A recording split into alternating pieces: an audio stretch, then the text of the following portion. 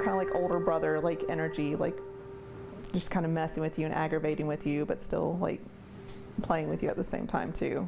Despite his position as uncle on their family tree, Amanda Rickles says Brian Worley could have been her best friend too, since they were close in age. We'd go swimming in the lake at my grandparents' house, which now I wouldn't advise people to do. It was like Carol. And there was like a little crabapple tree growing there by the lake, and he'd grab them and he'd like throw them at us. Her fondest memories at her grandparents' house, which was also her mom and Uncle Brian's parents' home in Carrollton, Georgia. She says the two-parent home with 9 kids made for a typical Catholic family. He was the middle of my 3 younger brothers, but he was funny and witty. Born in 1970, Brian Worley could be described as clever and a jokester. He graduated from Carrollton High School and went on to the University of West Georgia. Around that time, he met and became close with his sister Anita's husband, Spencer Gay. He had taken, I think it was geology classes, and he really liked that a lot. And he had a bowling class. He liked that too.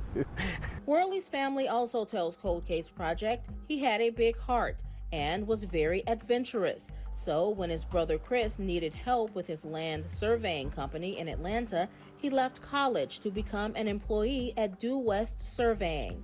And just as his adult life took off, Brian's life changed in a big way. Jeffrey fit in perfectly with the family. Brian came out to his family and after some time met Jeffrey Rolston, who became his longtime partner. This was like another uncle for you. Yeah, Jeff had been in my life for a very long time. The two lived in the Virginia Highland area of Atlanta in a cottage on Morningside Drive. Jeffrey worked for Bell South, which was later bought out by AT&T. As the two made their life together, they eventually were faced with taking care of their parents. It was a task that would call Brian to leave his brother's company and spend time between his fast-paced life in Atlanta and the college town of Carrollton. Yeah, he was close to my mother. They liked to watch movies, listen to music. They both liked good food. So I think it came naturally to him. After the patriarch of the family died, Anita Gay says the siblings decided to place their mother in a personal care home. But Brian was tasked with being his mother's guardian and conservator.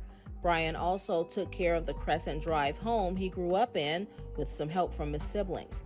On September 24, 2009, he had to go to Carroll County Courthouse to sign financial paperwork on his mother's $1 million estate. He left at the beginning of the week despite what the National Weather Service describes as the catastrophic Atlanta flood of 2009. The trip should have taken around 1 hour, but it took at least 4 times that, trying to avoid high water. Did you talk to him when he first got to town? I talked to him after he had been cutting grass the next day when he was taking a break and going to Taco Bell. That evening, he made a trip to the Gay family home on Oak Drive to use their computer. And he had told us while he was at our house that he was worried about getting home, how he was going to get home. So he was going to go to Walmart or somewhere and try to buy a topographical map. He went back to his parents' home, and that night, a neighbor reported seeing someone in the garage. But the next day, his September 24th court date, Brian Worley was a no-show. His sister Anita got a call from a friend who knew her brother was on the docket. At that point, I started calling him. Gay then went to their parents' home. Her brother wasn't there, but a lot of his personal items, such as his overnight bag and medication, were left. What was gone was their mother's car that Brian drove, a 1992 light blue 4-door Buick LeSabre. I know for a fact his cell phone was there. There was money there, there was cash. I think one of the people that was actually reporting him missing was Brian's partner who lived in Atlanta, Jeff. And I do remember him coming to the police department one day and talking to Detective Johnson. He seemed like a real nice guy. Nothing stuck out about him either. Captain Shannon Cantrell remembers Brian Worley's case when it first happened back in 2009, investigated then by Detective Tony Johnson. He says the city has few missing people that his department can't find after a few hours or a day. He says violent crimes are low too. While Worley arrived to town during the flood, which breached the dam at Lake Carroll near the family home and even shut down I-20, his loved ones contend that weather didn't cause his disappearance. And their feeling that there was something more to this case solidified when his car showed up 2 months later abandoned in a neighborhood in Chattanooga, Tennessee. The tag on the vehicle was actually a stolen Tennessee tag. It did not belong on the car anyhow. Then when they ran the VIN number for the car, it reported as being a missing person from us. The real Georgia tags that belonged on the car were not with it. Instead, Cold Case Project's media partner, the Fall Line Podcast, discovered from a source that the tag had been run by police in another Georgia county 1 month after the disappearance. We reached out to Caddy County 911, and the problem is with it being that far back and purging records and keeping up with stuff, they were not able to determine.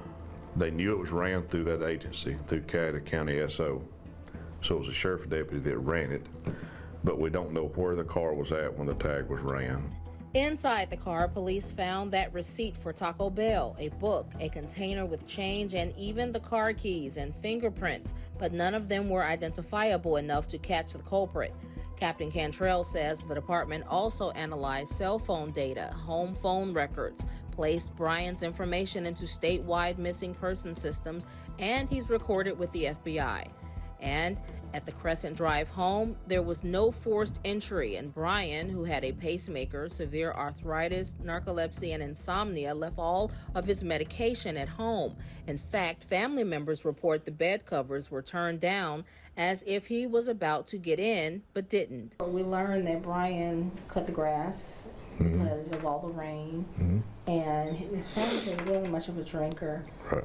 But then you have his brother, Terry, comes, knowing that his brother's missing. He begins to clean the yard up, and then he drinks the beers. And I just really didn't understand.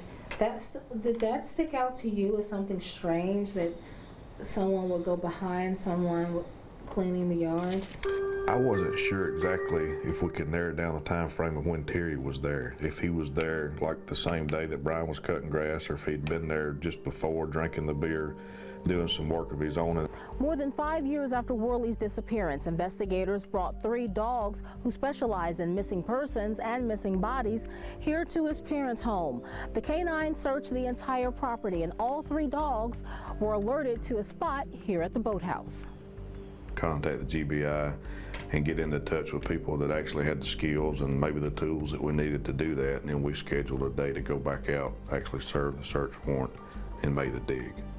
And what did you find? Didn't find anything.